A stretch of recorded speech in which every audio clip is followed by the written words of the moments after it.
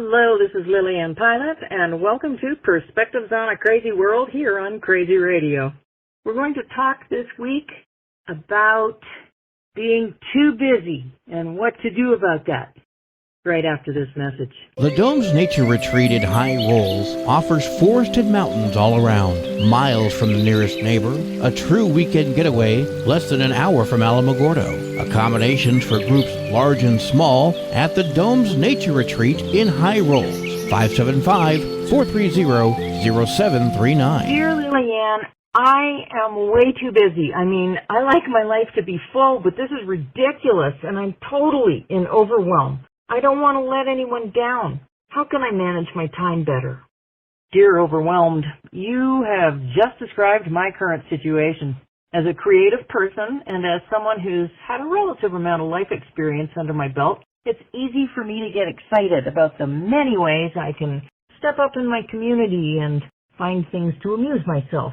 And not for the first time in my life, I find myself with too much on my plate. There are a variety of factors I have to consider. The obvious one is, how well am I using my time? I realized a while ago I was spending far too much time playing Scrabble on my phone and not enough time walking and stretching, which I need to keep my back behaving itself.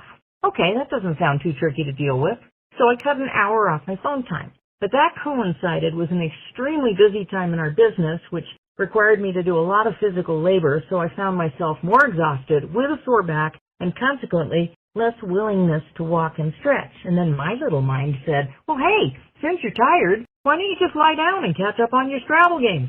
I'm pretty sure you can see where this is going. Time management isn't just about paring down time wasters. It's about prioritizing what has to be done both personally and professionally. Personally, I require solid 7 hours sleep, and this works best if I have lights out by 10 p.m. I wake up early no matter what time I go to bed, so if I don't enforce my optimum lights out time, then I automatically start the next day tired, and a downward spiral begins. Next on the hit parade is diet. And again, for me, this means a routine in my meal times, eating healthy food and drinking lots of water. Not soda, not coffee, not sweetened juices, water. And that one's not tricky for me. I've been doing that for a long time. Oh, wait. Did I just say that out loud?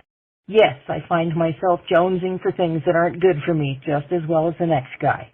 A little personal discipline here. The stretching and walking is one of the toughest hills for me to climb, which is totally funny because I live in the mountains and I love hiking. But what I figured out is I need to stretch first thing in the morning and last thing before bed. And I need to get my walk in early in the day before I'm wrapped up in too many other things. And this doesn't necessarily match the flow of the household, but it does match my personal rhythm. Which brings me to, I think, an important point. We all get caught up in the things we do for other people and often put ourselves last.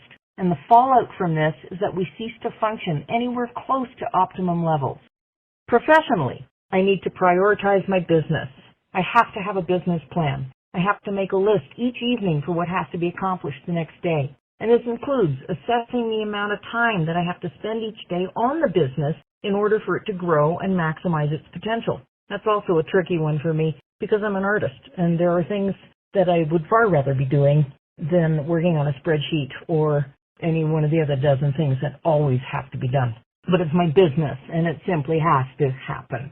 So this means my service hours with my church, speaking engagements, volunteer hours with local arts organizations, making art, working on my books, writing my column. All of these things which take time and energy have to be assessed. As I said at the beginning, for those of us who are creative and interested in a lot of things and have enough life experience to be able to give our time and gifts to others, we have to be a little more vigilant and deciding what stays in the game and what waits until the next round is just an important decision.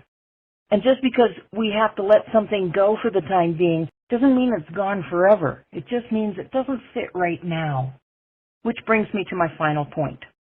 I have thoroughly enjoyed my time as Dear Liliane, writing this column and recording the radio feature, but a number of activities which I enjoy need to go to the back of the queue for a while. I wish you all well, and I hope if anything troubles you, you can take a step back and find a new perspective.